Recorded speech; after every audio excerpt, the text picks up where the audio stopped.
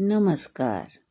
सुनो कहानी श्रृंखला के अंतर्गत प्रस्तुत है कहानी काबुली वाला, जिसके लेखक हैं रविंद्रनाथ टैगोर जी। मेरी 5 वर्ष की छोटी बेटी मिनी से पल भर भी बात किए बिना नहीं रहा जाता था।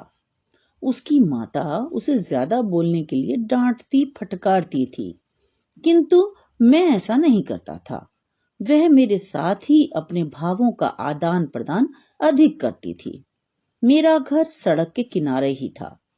एक दिन एक काबुली वाले को सड़क पर जाते देख मिनी ने उसे आवाज लगाई, काबुली वाले, ओ काबुली वाले। मिनी के चिल्लाने पर ज्यों ही काबुली वाले ने उसकी ओर मुंह फेरा और घर की ओर बढ़ने लगा, त्यों ही मिनी भय खाकर भीतर चली गई। उसे विश्वास था कि वह बच्चों को पकड़कर अपने थैले में डाल ले जाता है। काबुली वाले ने आकर मुझे अभिवादन किया। उसे घर बुलाकर कुछ न खरीदना अच्छा न था। उससे मैंने कुछ सौदा खरीदा। बातों ही बातों में मुझे पता चला कि उसका नाम रहमत था।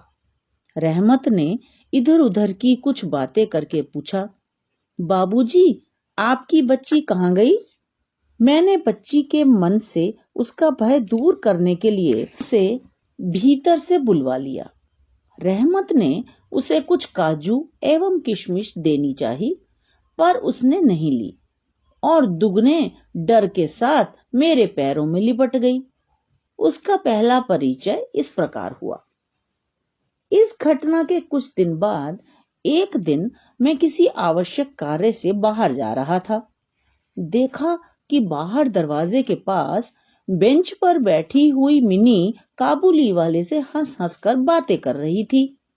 काबुली वाला उसके पैरों के पास बैठकर मुस्कुराता हुआ उसकी बातें सुन रहा था। मिनी को अपने 5 वर्ष के जीवन में मेरे सिवाय ऐसा धैर्य वाला श्रोता शायद ही कोई मिला हो। मिनी को उसने ढेर सारे मेवे दे रखे थे। मैंने रहमत को एक अठन्नी देते हुए कहा, आगे से इसे मेवा मत देना। कुछ देर बाद घर लौटकर देखा तो उस अठन्नी ने बड़ा भारी उपद्रव मचा रखा था। मिनी रो रो कर कह रही थी, मैंने काबुली वाले से मांगी नहीं थी, उसने स्वयं मुझे दी है।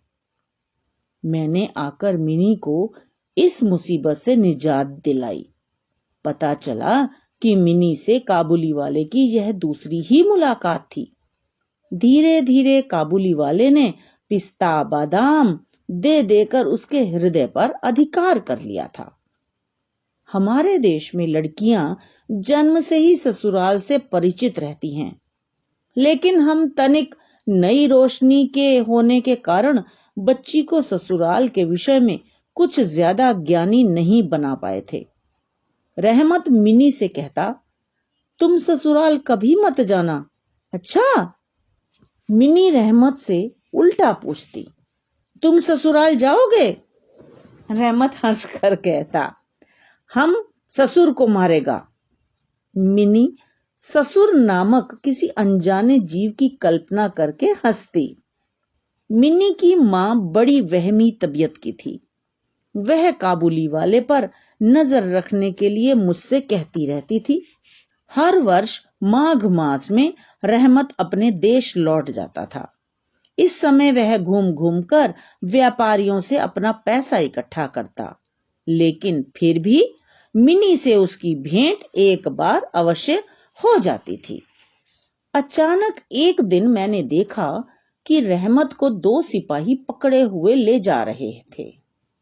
रहमत के ढीले ढाले कुर्ते पर खून के दाग थे और एक सिपाही के हाथ में खून से लथपथ छुरा। मैंने सिपाही से पूछा, क्या बात है? कुछ सिपाही से और कुछ पड़ोसियों से पता चला कि रहमत को किसी से अपने पैसे लेने थे। बात बढ़ गई और रहमत ने छुरा निकालकर घोंप दिया। इतने में काबुली वाला, ओ काबुली वाला पुकारती हुई मिनी घर से निकल आई। आते ही उसने पूछा, तुम ससुराल जाओगे? रहमत ने कहा, वहीं तो जा रहा हूं। रहमत का ध्यान धीरे धीरे हमारे मन से उतर गया था। कितने ही वर्ष बीत गए थे। आज मिनी का विवाह है। पूरे घर में चहल पहल है। मैं अपने पढ़ने लिखने के कमरे में बैठा हिसाब किताब लिख रहा था। इतने में रहमत आया और अभिवादन करके एक कोने में खड़ा हो गया। पहले तो मैं उसे पहचान न सका। फिर मैंने पूछा, कब आए? उसने कहा, आज ही आया हूं। मैं बच्ची से मिलना चाहता हूं। मैंने उसे टालने के लिए कहा, हमारे घर में कुछ आवश्यक कार्य है, तुम कल आना।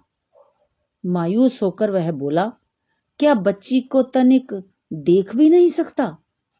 मैंने कहा, आज घर में बहुत काम है, सो किसी से भेंट न हो पाएगी।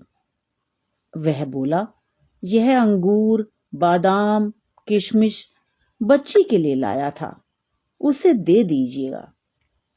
रहमत ने एक पुराने कागज पर अपनी पुत्री के हाथ की छाप दिखाते हुए कहा, यह मेरी बच्ची के हाथ का निशान है। मैं इसी के सहारे यहां अपने दिन काटता हूं। उसकी इस भावना को देखकर मैं भूल गया कि मैं एक उच्च वंश का रईस हूं। मैंने तत्काल मिन्नी को बाहर बुलवाया। अंदर घर में इस बात पर आपत्ति की गई। विवाह के वस्त्रों एवं अलंकारों से सजी हुई मिनी मेरे पास आकर लजाती हुई खड़ी हो गई। उसे इस दशा में देखकर रहमत पहले तो सकपका गया, फिर हंसकर बोला, लल्ली, ससुराल जा रही हो क्या? मिन्नी अब ससुराल का अर्थ अच्छी तरह समझती थी। वह शर्म से लाल हो गई और वापस भीतर चली गई।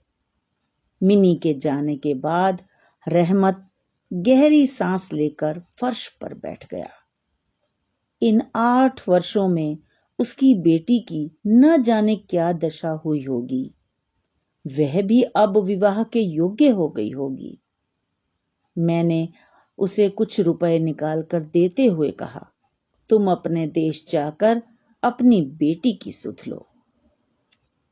मुझे आशा है कि आपको ये कहानी अवश्य ही पसंद आई होगी। आपने इसका रसास्वादन किया होगा। इस वीडियो को लाइक करें, दोस्तों के साथ शेयर करें और सब्सक्राइब करना बिल्कुल ना भूलें। मिलते हैं अगली कहानी में। धन्यवाद।